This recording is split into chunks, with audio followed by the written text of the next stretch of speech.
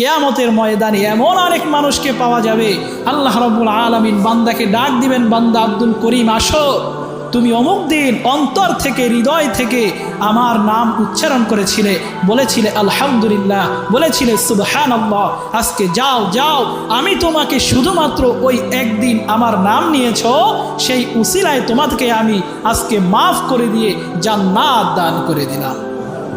এই রকম মানুষও পাওয়া যাবে। আল্লাহ রাব্বুল আলামিন তার বান্দাদেরকে বড়ই ভালোবাসেন, বড়ই মোহাব্বত করেন। আল্লাহ রাব্বুল আলামিন বিভিন্ন মাধ্যম খুঁজবেন যেই বান্দাটাকে মাফ করে দেওয়ার জন্য কোনো উপায় আছে কিনা, কোনোভাবে একটা উসিলা খুঁজবেন এই বান্দাটাকে মাফ করে দেওয়া যায় কিনা। আল্লাহ রাব্বুল আলামিন বিভিন্ন মানুষকে শুধুমাত্র নামের উসিলায় মাফ করে দেবেন। শুধুমাত্র নাম রেখেছে আব্দুল্লাহ, আল্লাহর বান্দা। আল্লাহ রাব্বুল আলামিন বলবেন তোমার নামটা রেখেছে আব্দুল্লাহ, এই আব্দুল্লাহ মানে হলো আমার বান্দা, সুতরাং আমি আল্লাহ হয়ে আমার কোনো বান্দাকে আমি কিভাবে জাহান্নামে নিক্ষেপ করি, বলেন না সুবহানাল্লাহ।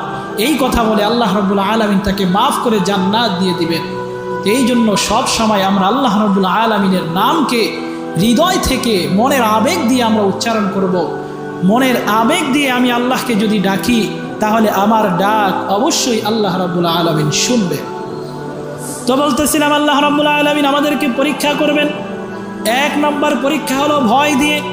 এই ভয়টা দুনিয়ার অন্য কোনো ভয় কিনা। আমি যদি দাড়ি রাখি তাহলে আমার দাড়ি রাখার কারণে আমার চাকরি নিয়ে সমস্যা হতে পারে, কি বলেন? সরকারি চাকরি আমি নাও পেতে পারি, তারপরেও আমি দাড়ি রাখি, তারপরেও আমি সরকারি চাকরি না পাই, আমি সরকারি চাকরিকে উপেক্ষা করে তারপরে আমি নিজে দাড়ি রাখলাম, নবীর সুন্নতকে অনুসরণ করলাম। আল্লাহ রাব্বুল আলামিন কাল কিয়ামতের ময়দানে বান্দাকে ডাকবেন, বান্দা তুমি আমার নবীকে মোহাব্বত করেছ, আমার নবীর মোহাব্বতে দাড়িতে ব্লেড লাগাও নাই, দাড়ি শেভ করো নাই, আজকে আমার নবীর মোহাব্বতের কারণে তোমাকে আমি মাফ করে দিলাম, বলেন না সুবহানাল্লাহ।